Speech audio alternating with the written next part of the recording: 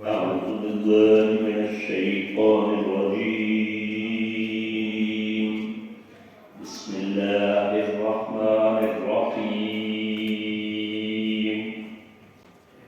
مالك يوم الدين سورہ فاتحہ کی تیسری آیت میں نے تلاوت کی ہے جو ترجمہ پڑھتے ہیں کہ وہ روز جزا کا مالک ہے. اور میں ہر دفعہ عرض کرتا ہوں کہ قرآن عربی زبان میں آیا ہے تو عربی میں دیکھیے کہ اس کے کیا معنی مالک ملک ملک یہ تینوں عربی کے لفظ ہیں اور تینوں ہی پیش سے زمر کے ساتھ قرآن میں استعمال ہوئے ہیں.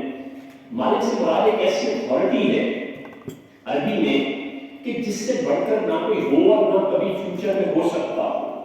ایک ایسا حاکم جو irreplaceable ہو جس کی اتھارٹی کو کوئی چیلنج نہ ہو.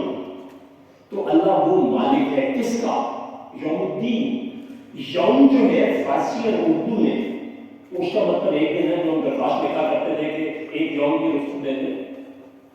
عربی میں اس کا مطلب ہے it is countless, it may be thousands, millions. وہ تمام زمانے جو دنیا میں کبھی ہوں گے اور کبھی تھے وہ ان کا مالک ہے. دین دین جو ہے وہ قانون کو کہتے ہیں. یہاں اس سے مراد قانون ہے.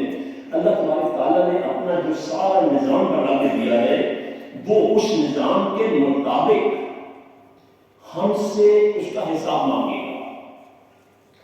اگر ہم اس کا یہ ترجمہ کریں جو اصولاً غلط نہیں ہے لیکن وہ جو تصور ذہن میں آتا ہے کہ دیکھی جائے کہ آخر میں جو ایک دن ہوگا معافی مانگ لیں گے اللہ تعالیٰ نے بخش دینا اور بخشش کے لیے ہم نے بہت سے راستے چنے ہوئے ہیں جو مرضی کرتے رہیں یہ کریں تو بخشش بڑھتے گئی ہے. ایسا بالکل نہیں. اس غلط فہمی سے ہمیں باہر آ جانا چاہیے. یہ کانسیپٹ کہاں سے آیا کیوں آیا اس کے پیچھے کیا وجوہات تھی وہ میرا یہاں کا ٹاپک نہیں ہے. اللہ تبارک تعالیٰ ہمیں قرآن سمجھنے کی توفیق عطا فرمائے. آمین. بہت شکریہ.